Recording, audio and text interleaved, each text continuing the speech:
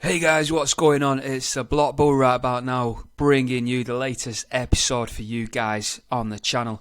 Now today, obviously, we're going to discuss further about the crypto action in the current markets at the moment. Now obviously, we've got these live updates, breaking news coming out from the Middle East when Iran have fired over 300 drones and ballistic missiles across to Israel.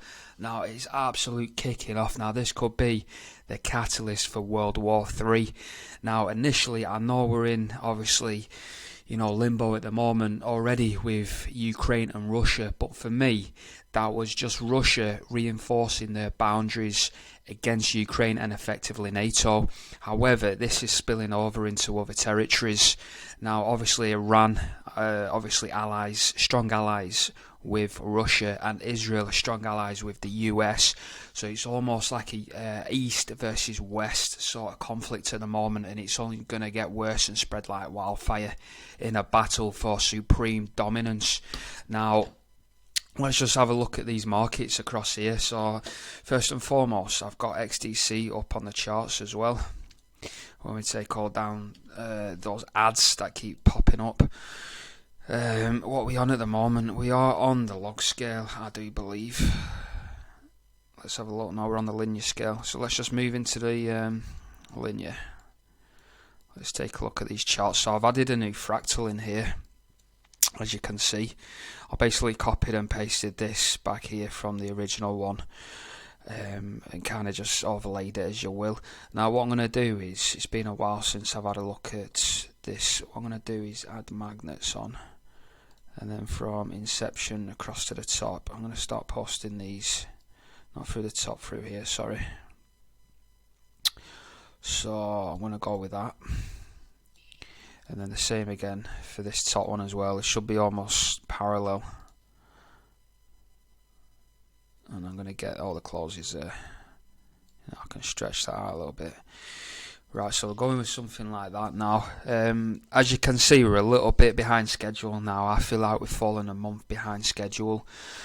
So we're still going to reach some of the price targets that we've set out in previous videos. However, it is going to be a month later. Where I said $1.40 for XDC in May, that could well come in June here. See, we're getting all the way up to about $1.66. It does fluctuate heavily. Obviously, these are macro charts, so we're definitely going to get up to that 140 mark by June, in my opinion. Now obviously you can see this like smoke, I say small capitulation. It is, on the grand scheme of things, we're still making higher lows. Say for example, here's the low.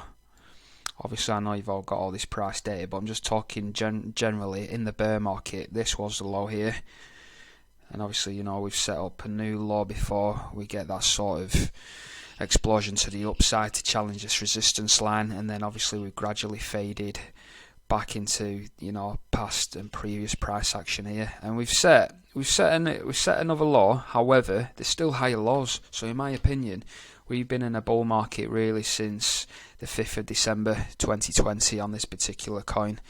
Now as you can see this playing out, I've talked about these major trend lines and how they'll converge and ultimately forecast and project these price targets. So what I'm aiming to do is get to the height without moving the whole fractal. I just want to stretch this across to the end of the year, because I believe end of the year will mark the end, because we've already been going a good, it's almost like 18 months already, 18 months prior to the Bitcoin halving. So I feel like we've only got 6 months, 6, 7, 8 months left of this bull market, and this is where we're going to see this super cycle blow off top. So this is what's playing out right now. So as I say, we can look at getting up here, and then through August obviously we got that sort of accumulation range as well, where we're just playing out in this range. So we're up at about $3.50 here. Then obviously we take a significant drop down. So here, from that sort of peak down here, we're taking a 57% drop, so that's pretty significant. So these are sort of price targets and events we need to be taking a look out for. I've marked this at the moment, this is on the weekly chart, so I can't mark the 5th of November, so it has to be the Monday. So that for me is US elections, and that gets going and then up into our parallel channels there. When I talk about the convergence, I'll draw this bottom line, but for me the bottom line isn't so much an issue, because it's all about us breaking out to the upside. We've already done the dip, so I'll just take the bottom of that close there on the weekly from that structure, and we can go up to there. Now this is going to differ. I'm just going to go over to the log scale. Not the log scale, the linear scale, and this plays out a little bit differently. So these have been, I could take that off automatic now because it's adjusted. So this is how they differ. So I feel like the linear scale actually measures the bottom a lot better. I could take these out now as well. So here from the bottom, catches these closes here. Yeah, so if we was to catch this close, we didn't quite hit the bottom here. However, it looks like we're on our way down now on the weekly for XDC, so we could get down here to about 0.032, and then we should see the bounce, and then off we go. Again, obviously it's altered the fractal because that fractal was used on the log scale. So anyhow, XDC is looking really well. I don't feel like we've got much to go. Let me just do a quick measurement for you guys from the bottom there. So worst case scenario, 10% dip. So we've not got much to go at all, guys, and we could play out there until these trend lines do converge, and that could be July now, obviously with what's going on with the Middle East, with Israel and Iran and how all that sort of playing out. But that's XDC. Let's take a look at XRP.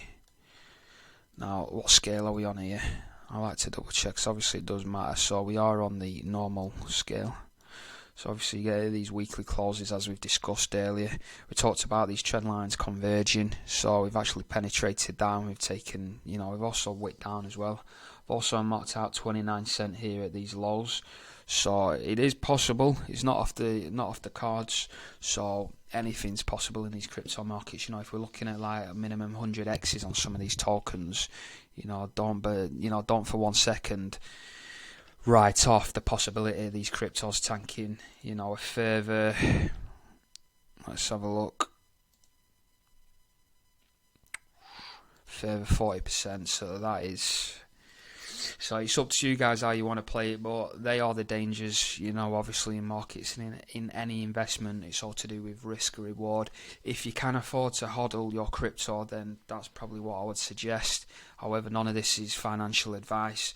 Alternatively, if you have literally got every last penny into your crypto, it might be worth taking out, even at these low prices, because we can go further.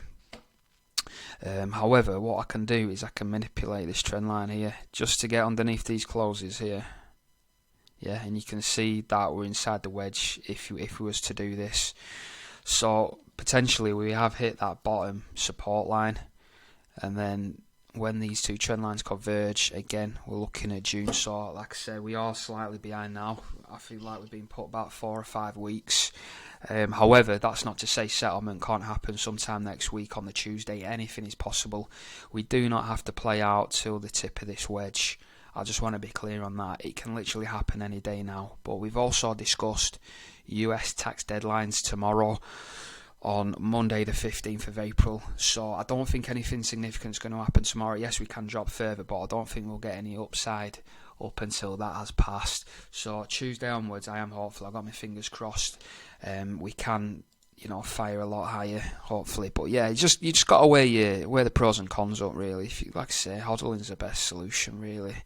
Just not looking at your portfolio when, a lot of these markets are red. We are turning green here.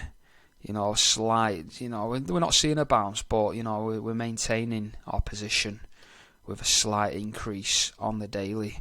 So let's have a look at total free. So that's crypto market cap excluding Bitcoin and ETH, as you can see. So it looks like we've got this support here. So let me just mark out this sort of line here. So you can see this sort of structure here. So we get this dip, then we get obviously this massive rise in price action, and then obviously, we've hit some sort of support, bounced, broken through resistance, and so on. So I'm going to mark the support around here, and I could also go just above Yeah, you see these closes here, and then it's catching those wicks here, and that would work out perfectly with the current price action there. So we're catching above support here, so we need to maintain this sort of price action. Now I'd like the support to move up a little bit. So again, it just depends how you interpret these things, but I would like to get a little bit higher on the total market cap 3. So that's just my opinion. I'd like to get above that green line, and as you can see, we're trading just below there. So hopefully, fingers crossed, we can see that sort of close. Obviously it's Sunday now, so let's get that close today. So that's total 3. I'm going to take a sneaky look at Bitcoin as well, because obviously, you know, Bitcoin obviously dominates the crypto market, just to see where that's at. So I've played out this before, and I'm pretty sure I marked out this chart on the daily. So let's go over to there. So you can see these highlighted spots where it interacts with this trend line, get the breakthrough, tap, tap. We had that fake out, capitulation. We've closed below on the daily. Looks like closed below on the 13th of April, so that doesn't look good. But again, we had a fake out up here, so that doesn't mean we can't have a fake out to the downside. So we got this green candle now, so I'm hopeful again, fingers crossed, we can start closing inside the wedge, and even if we could see a decent bounce and start breaking some of these local highs here, that would be, you know, significant price action for Bitcoin, and then, you know, we can begin to get bullish again. Quick look at the dollar. The dollar, obviously from the CPI sent the DXY absolutely wild, so the US dollar's doing really well. However, we have got the GDP news coming on the 25th as well. I do believe the markets, not the markets, but the economy as a whole will be negative, and that will then impact the US dollar, so that will hopefully tank the dollar. And the reason I'm hoping for that is because once the dollar tanks, obviously that will send the crypto to the stratosphere. You know, I'm not into this Ponzi scheme of the dollar, because that's all fiat currency is in general. I'm not just bashing the US dollar here. It's the euro, it's the pound, it's the yen, everything going. Fiat currency is washed up. So yeah, good signs anyway to come. Let's just have a look at Velo as well. Velo's dipping. We've seen that dip there. So I quite like the fact that this wick's come down to this daily close here, because we hadn't retested that when we got that initial breakthrough. So that for me is pretty much as low as Velo's going to get in terms of this wick, and we're still creating higher lows despite the massive dip. So here, low, and then this wick forming like a new low. This wick that we just had recently forms a low, still higher low, so we've got a long way to go. And what I'm going to do, guys, for you, I'm going to do a measured move from current price action to the top of this action, just to see where potentially we could go. So from current price, and you get 50%, and then mark the top of that wick. So this could be our next move up here, and this could be happening in the next couple of weeks. So you're looking at just over 2 cents, or what's that in terms of price? Let me get the measuring tool. Well, it says here, doesn't it, 142% from current price. So this is significant again. So yeah, you've just got to ride the waves. Like, if you're expecting these massive gains, obviously there needs to be healthy corrections along the way. So the bigger the drop, the bigger the incline on the upside. So it all comes in proportion. We are pretty much there, guys. I feel like we've ridden the worst of these waves, but like I said, you know, we could go low, we could wick down, especially on XRP, wick down to that 29 cent level that I've mentioned over on the other scale, on the log scale.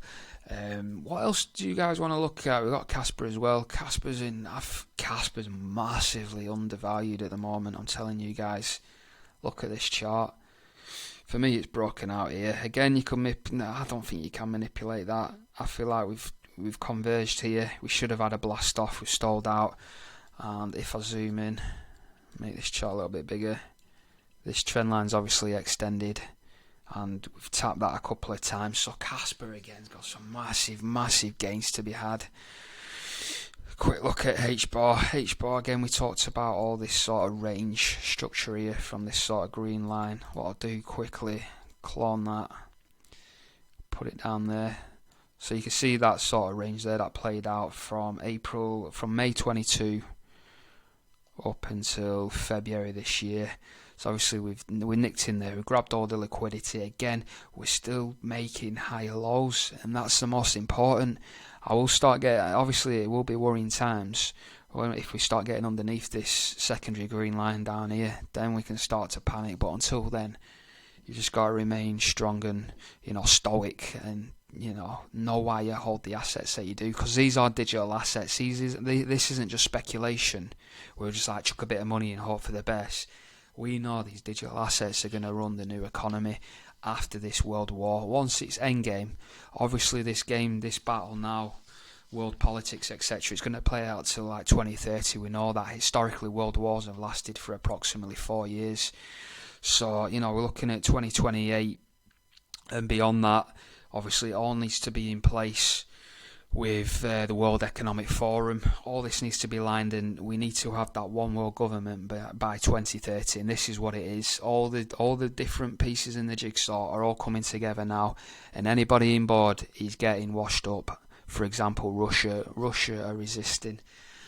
Russia are like the final nail in the coffin, if you will. Once they've come on board, or once they've been demolished and kind of neutralised in terms of power and influence on the world, then obviously, crypto then is pretty much where it needs to be, and the matrix is here, guys.